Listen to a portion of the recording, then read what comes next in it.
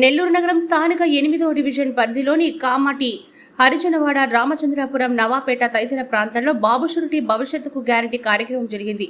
ఈ కార్యక్రమంలో మాజీ మంత్రి పొంగూరు నారాయణ పాల్గొన్నారు. ముందుగా నారాయణకు డివిజన్ కార్యకర్తల ఆధ్వర్యంలో ఘన స్వాగతం పలికారు. ఈ సందర్భంగా నారాయణ ఇంటింటికి వెళ్లి చేసిన అభివృద్ధిని ప్రజలకు వివరించారు.